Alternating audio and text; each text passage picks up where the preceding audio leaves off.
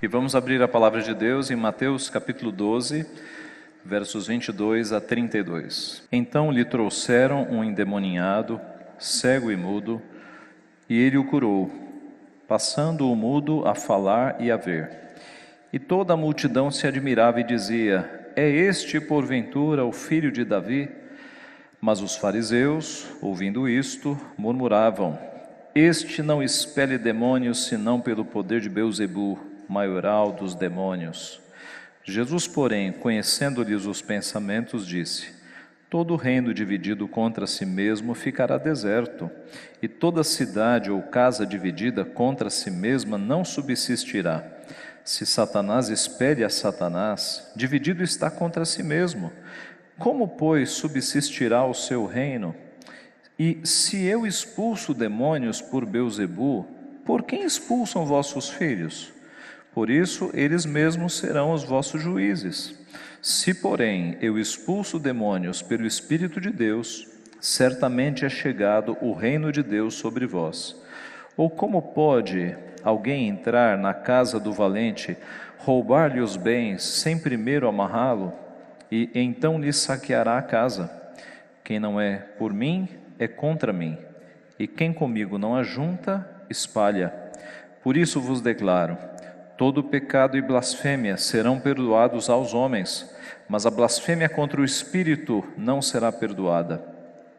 Se alguém proferir alguma palavra contra o Filho do Homem, ser-lhe-á isso perdoado. Mas se alguém falar contra o Espírito Santo, não lhe será isso perdoado, nem neste mundo, nem no porvir. Vamos orar. Ó Pai Santo, nós te louvamos por Tua palavra, que instrui a nossa vida, que é tão, ó Pai, abundante e rica em ensinamentos. Te louvamos porque o Senhor nos ensina como nós devemos viver. Pela Tua palavra nós temos, ó Pai, o real acesso à Tua vontade. Dá-nos da Tua graça, Pai, para que, ao ouvirmos a Tua palavra, o nosso coração esteja amolecido, esteja preparado, seja um coração disposto a Te obedecer, um coração disposto a Te ouvir, para que assim a nossa vida possa ser transformada pelo Senhor, Pai. Abençoa-nos, portanto. Abre os nossos olhos para que vejamos e contemplemos as maravilhas da Tua lei. E ajuda-nos, Pai, a, entendendo a Tua palavra, colocar em prática imediatamente na nossa vida. É o que nós pedimos agradecidos e em nome de Jesus. Amém. Irmãos, os milagres de Jesus são chamados na Bíblia de sinais, porque eles apontam para algo. Jesus nunca fez milagres apenas por fazer milagres. Os milagres que Jesus fazia sempre tinham algum ensinamento. De forma que quando Jesus curou um cego de nascença, era para ensinar que Ele é a luz do mundo. Quando Jesus multiplicou pães e peixes, na sequência, ele fala como Ele sendo o pão da vida. O propósito de Jesus não era encher estômagos, mas ensinar para aquela multidão que Ele era o pão que havia descido do céu. Ele era o verdadeiro maná. Quando Jesus ressuscitou Lázaro, foi para ensinar que Ele era a ressurreição e a vida. E quando, nesse texto, Ele cura um endemoniado, o mais importante não é a cura em si, daquele mudo e cego. E note que no texto inteiro é um versículo para falar da cura, e todo o restante do texto são os ensinos que advêm desta cura. Então, o mais importante aqui não era a cura, mas o mais importante foi o que veio depois, foi o ensino que se desprendeu desta cura maravilhosa, que acontece em um versículo apenas. Jesus nos ensina algumas lições nesse texto, e então o nosso tema é esse, as lições de um milagre. Quais são as lições que nós podemos tirar aqui deste texto, as lições de um milagre? A primeira lição é que o Messias chegou, o Messias chegou.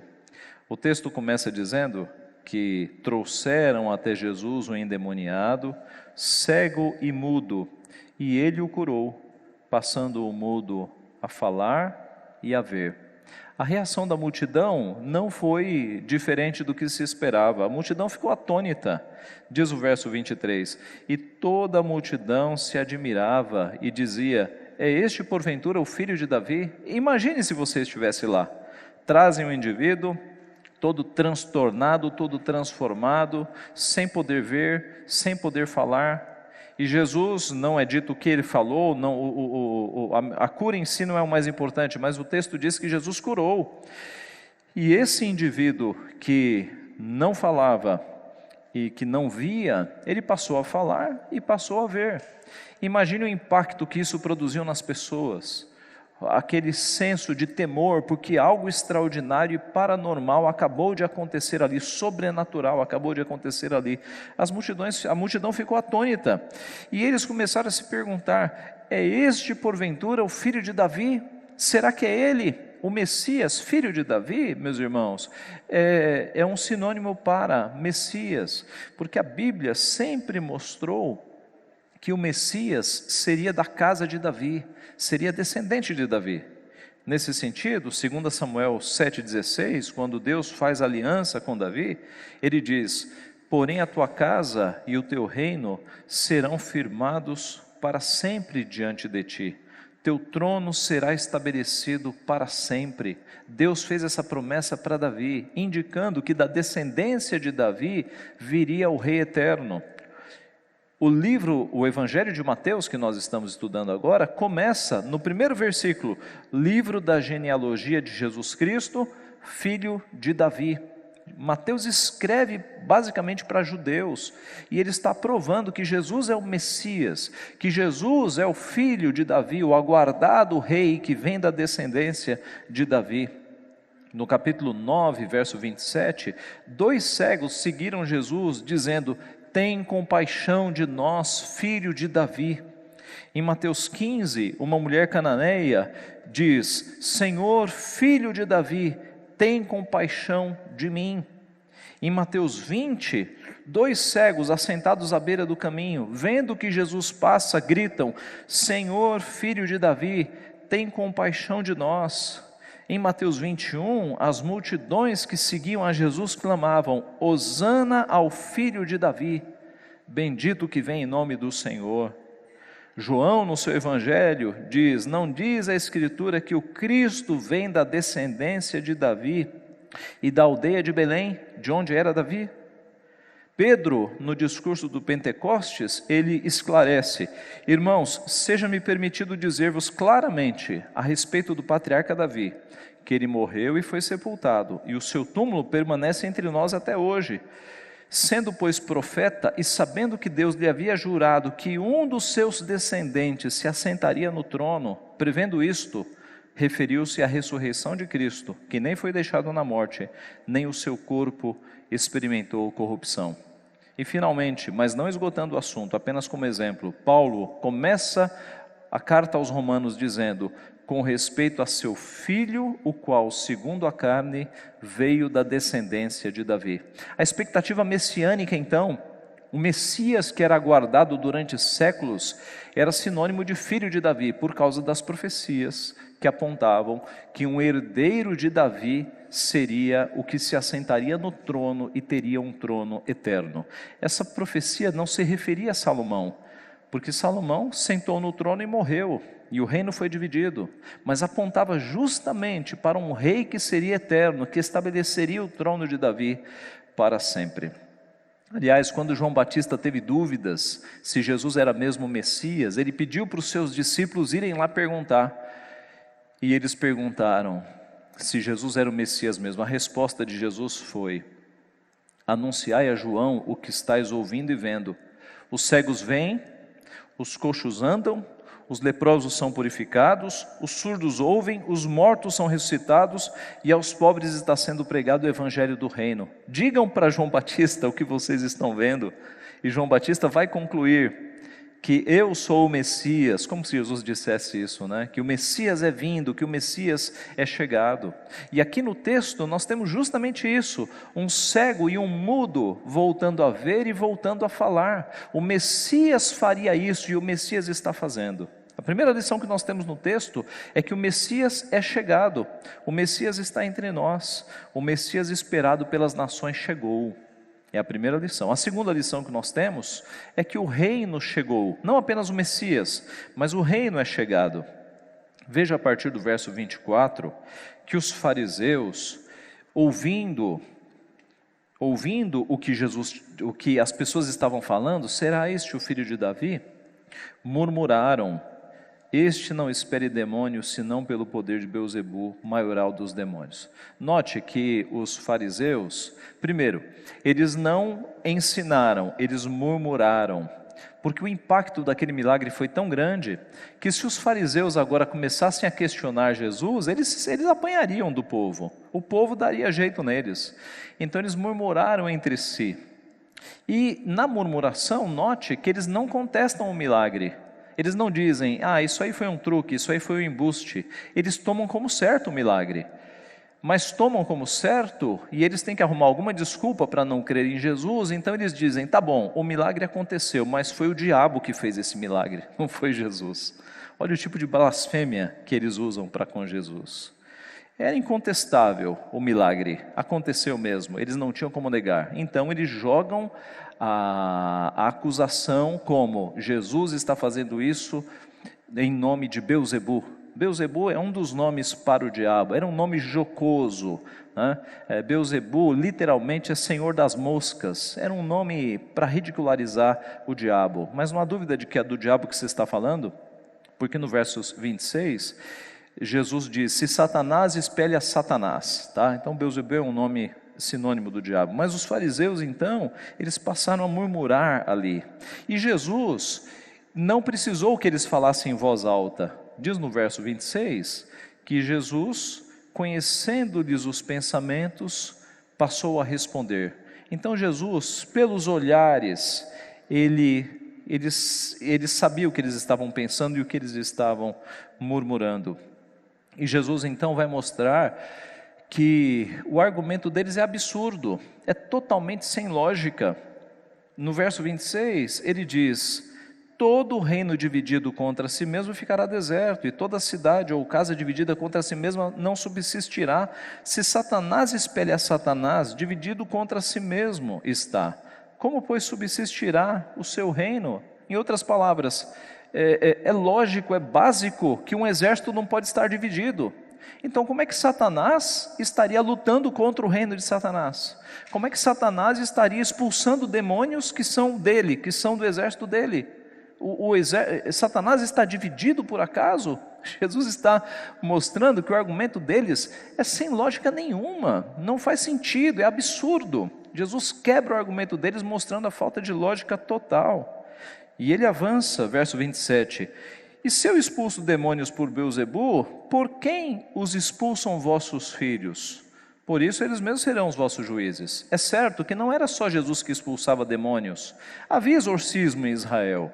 Em Mateus 7:22, Jesus diz, muitos naquele dia me dirão, em teu nome não expulsamos demônios, e Jesus diz, nunca vos conheci. Havia expulsões de demônios que não eram feitas por Jesus, poderiam ser embustes, truques, ou poderiam ser algum tipo de expulsão. E aí Jesus está falando, se os discípulos de vocês, os filhos de vocês, se os discípulos dos fariseus também têm feito expulsões de demônios, eles também estão expulsando por Beelzebu? E aí Jesus dá um nó na cabeça dos fariseus, porque eles não poderiam dizer, não, o Senhor expulsa por Beelzebu e os nossos filhos expulsam por outra pessoa.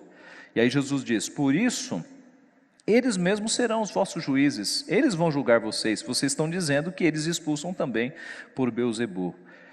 No versículo 28, Jesus mostra no nome de quem ele expulsa demônios. Por isso eu expulso demônios pelo Espírito de Deus.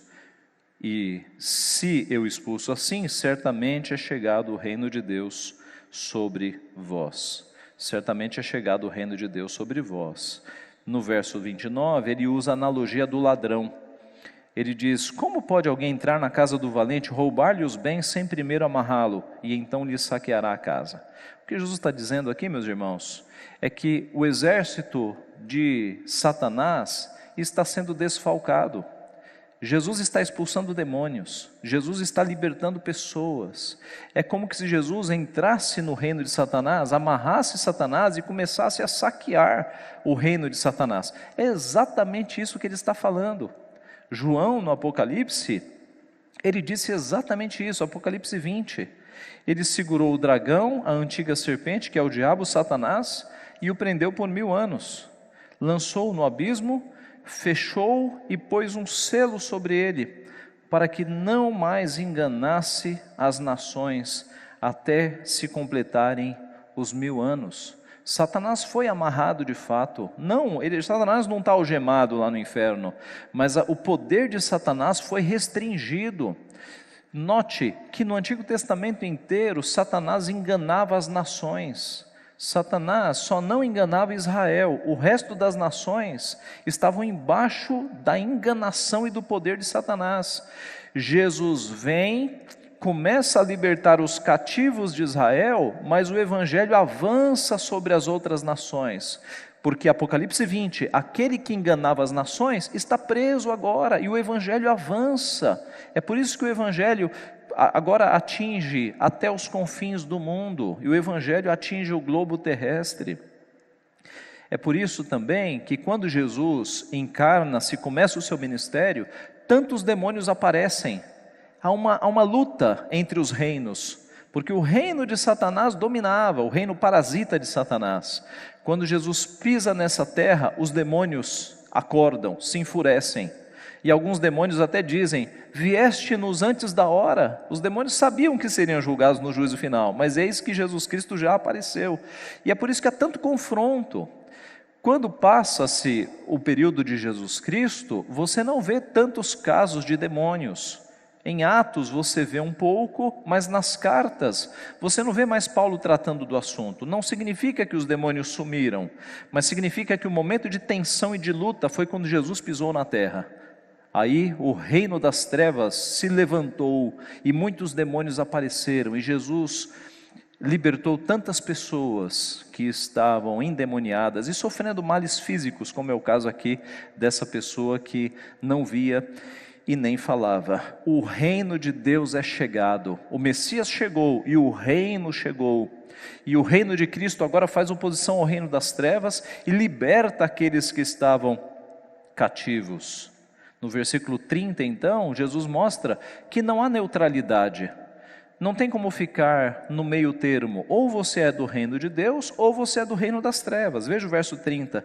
Quem não é por mim, é contra mim. E quem comigo não ajunta, espalha. Não tem neutralidade. Não tem em cima do muro. Alguém já brincou que o muro é do diabo. Se você está em cima do muro, na indecisão, é porque você não é de Deus. Não tem neutralidade. Ou você é do reino chegado, que chegou de Jesus, ou você é do reino de Satanás. Não há neutralidade. Quem não é por mim, é contra mim. Quem comigo não ajunta, espalha. Não tem como ficar no meio termo. O reino chegou.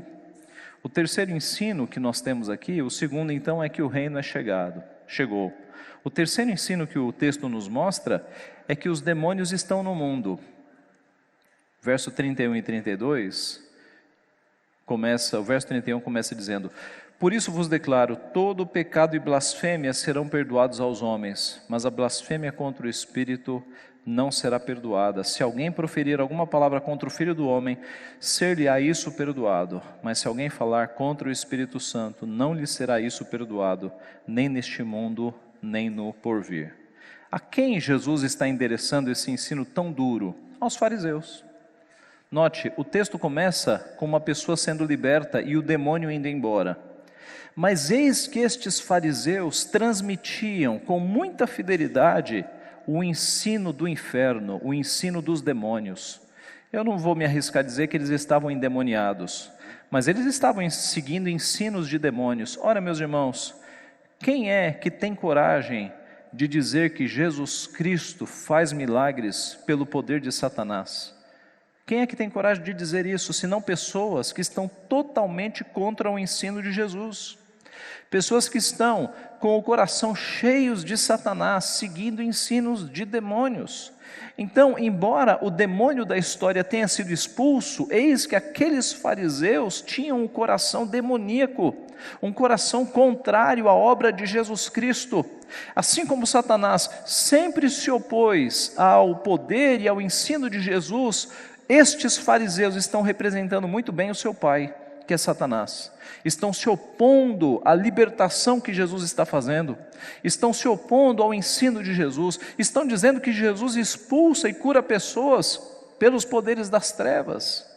Então veja, meus irmãos, que o problema deste mundo não é casos de possessão demoníaca. O problema deste mundo são os corações que seguem Satanás, que estão endurecidos pelo pecado, que blasfemam contra Cristo, que blasfemam contra Deus, e os fariseus são representantes deste pensamento. Jesus vai dizer quem é que segue aqui, quem é que tem demônio, quem é que está trabalhando pelo reino de Satanás. Ele foi acusado disso, e ele se defendeu dizendo: o argumento de vocês não faz sentido, mas eis que quem se atreve a atribuir a Satanás obras de Deus, estes são de fato aqueles que estão seguindo Satanás, porque para estes não há perdão, é o pecado imperdoável. Esse é um assunto difícil, né? A blasfêmia contra o Espírito Santo, o pecado imperdoável, é um tema difícil, mas olhando para o texto, é possível nós compreendermos do que Jesus está falando. Primeiro, meus irmãos, que é um nível grave de pecado. Ninguém numa conversa usual blasfema contra o Espírito Santo, que é o pecado imperdoável. Um novo convertido não erra dessa forma. Um novo convertido, ele pode cometer equívocos quanto à sua fé, mas do nada ele não diz assim: isso que está acontecendo aí não é obra de Deus, é obra do diabo. Esse é um nível avançado de pecado, grave. Apenas corações cheios de maldade podem fazer isso, e os fariseus eram esses. O texto nos mostra, nos capítulos anteriores, que os fariseus estavam seguindo Jesus, para ver se Jesus cometia um tropeço, para eles pegarem Jesus. O coração dos fariseus estava endurecido. Então esse era um pecado que fariseus cometiam, o pecado imperdoável.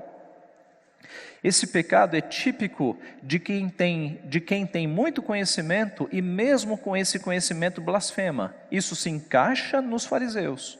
Os fariseus conheciam a lei, mas este conhecimento não os libertou, os escravizou. E eis que esse conhecimento árido e seco que eles tinham, estava fazendo agora com que eles cometessem um pecado imperdoável. Olhar para o Messias e dizer que o Messias era do diabo, era de Satanás.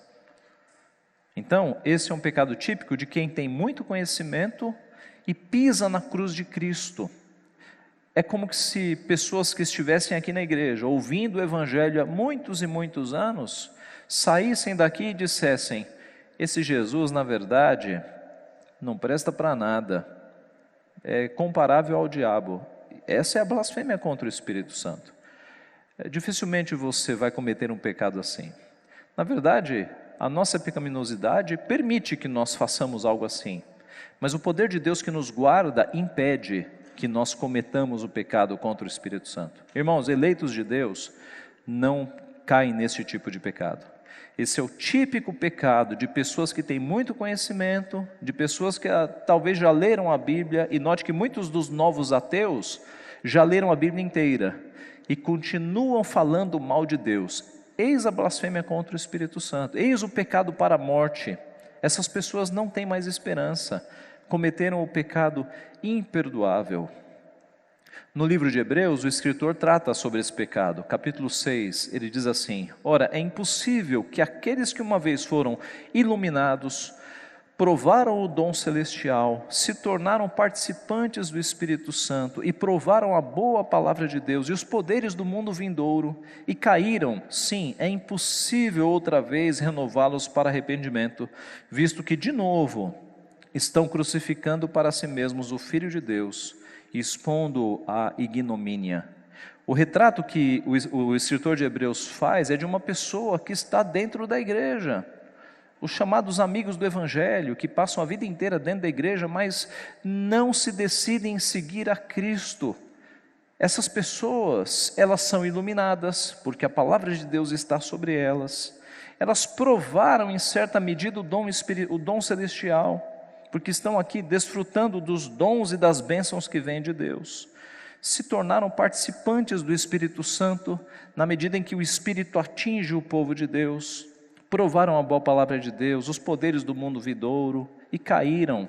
Talvez você pense, pastor, é impossível que o texto esteja falando de crentes, de eleitos, e de fato, aqui não está falando de eleitos, mas falando de pessoas que estão no meio do povo de Deus, que recebem muito conhecimento para depois pisotear a cruz de Cristo, crucificar a Cristo de novo.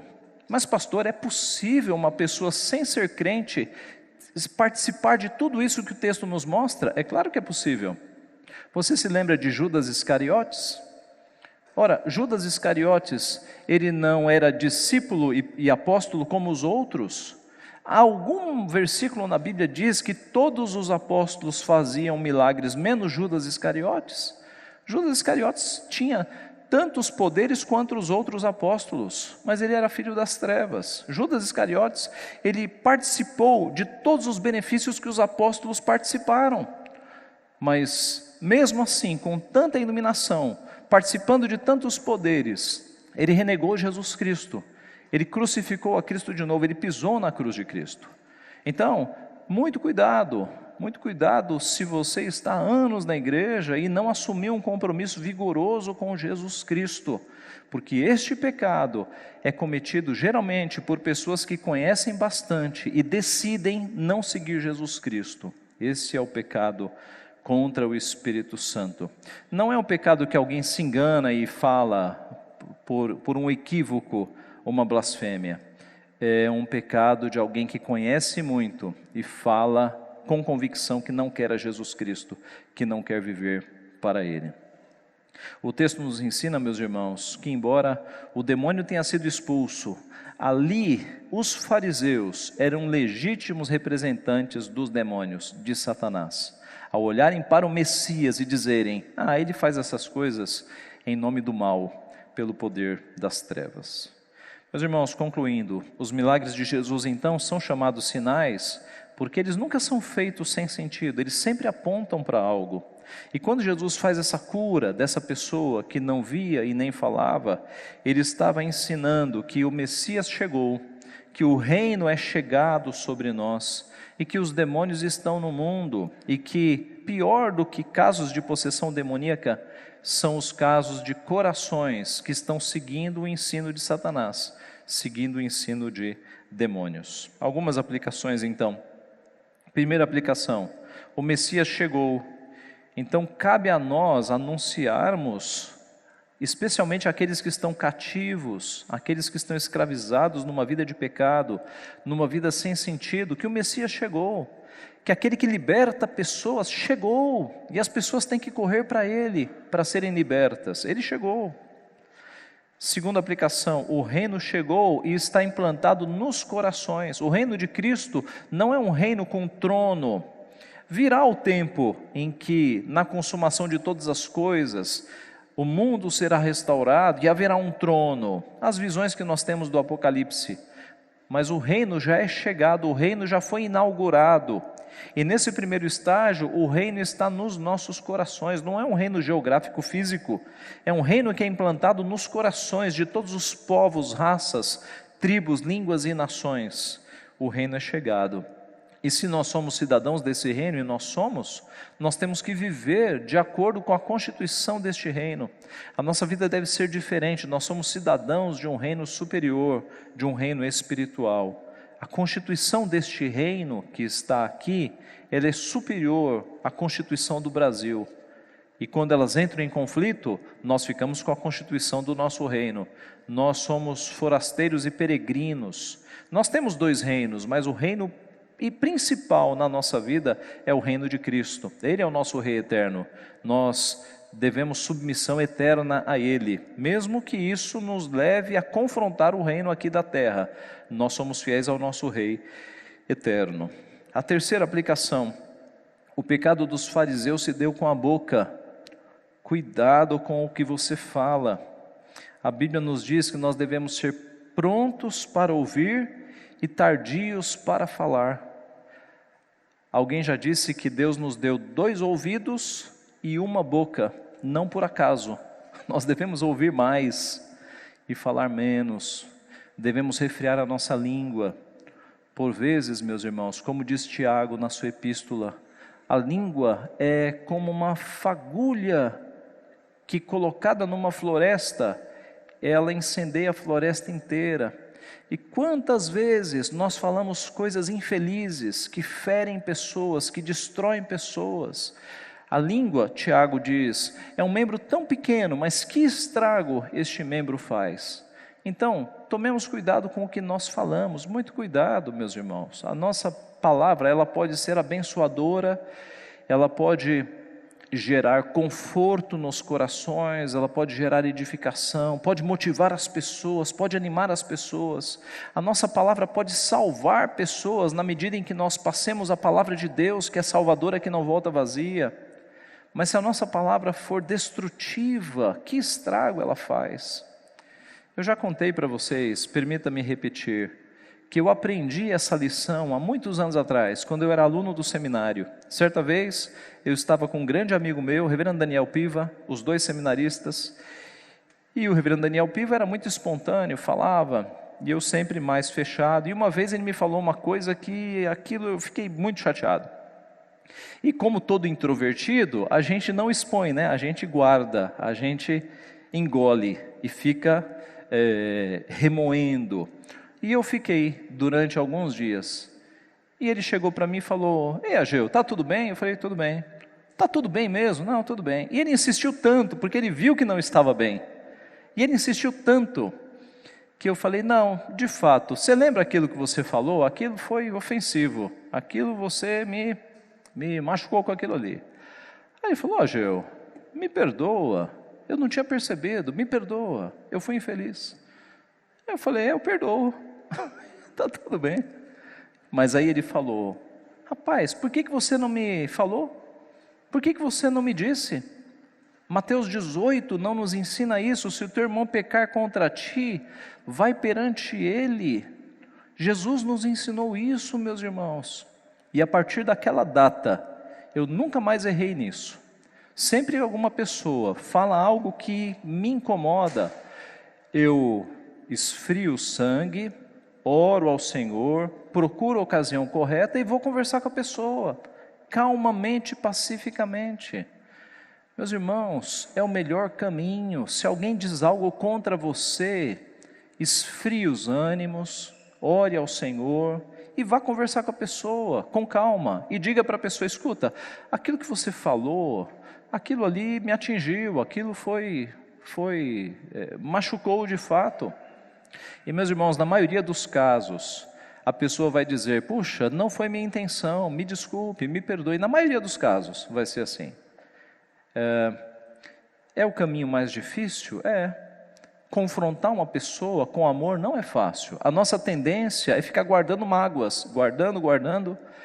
E por vezes, meus irmãos, dentro da igreja, tem pessoas magoadas há 1 década, 2 décadas, 3 décadas.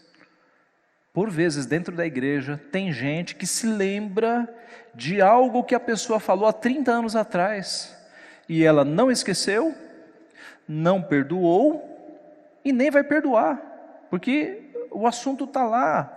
É o cachorro enterrado com o rabo de fora, sabe? Parece que foi enterrado, mas o rabo está do lado de fora. Alguém já disse que quem perdoa faz um bem a si mesmo. Então, se você não tem condições de perdoar essa pessoa de graça, procure essa pessoa e fale: "Escuta, lembra daquilo que você falou há 30 anos atrás? Por que você esperou tanto tempo, né? Resolva." Mas não precisa esperar tanto tempo. Se uma pessoa falar algo estranho para você, esfrie a cabeça, ore ao Senhor e procure essa pessoa com calma, para que você não tenha essas pendências na sua vida. Resolva essas pendências. Jesus nos ensinou assim, Mateus 18, leia depois Mateus 18. Irmãos, é o melhor caminho, é o caminho que Jesus nos ensinou. Então, por um lado, cuidado com o que você fala, as tuas palavras podem ferir as pessoas, muito cuidado, pense antes de falar. E se você falou algo errado, converse com a pessoa, se você percebeu. Pedir perdão é nobre, meus irmãos. E se você foi afetado, afetada, atingida, não guarde essa mágoa. No tempo correto, vá conversar com a pessoa. É assim que nós vivemos à luz da palavra de Deus. É assim que Deus quer que nós nos relacionemos. Cuidado com o que você fala, cuidado com o que você escreve. Hoje as redes sociais, elas são nós falando com muitas pessoas. Muito cuidado, muito cuidado. Vamos ouvir mais do que falar.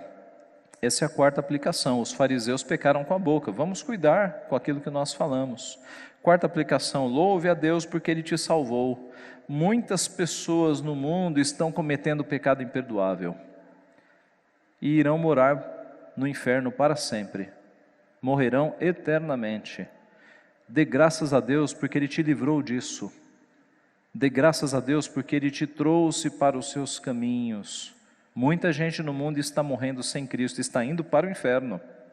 Deus te livrou disso, Deus te traz para os seus caminhos, para que você tenha salvação, meus irmãos. Irmãos, não creia que o inferno é uma fábula. Quem mais falou sobre o inferno na Bíblia foi Jesus Cristo. Jesus Cristo não mente. Os tempos mudam, mas a realidade do inferno, ela é verdadeira. Louve a Deus, porque você foi livrado deste caminho. Deus te livrou da morte eterna. Que Deus assim nos abençoe, meus irmãos. Amém.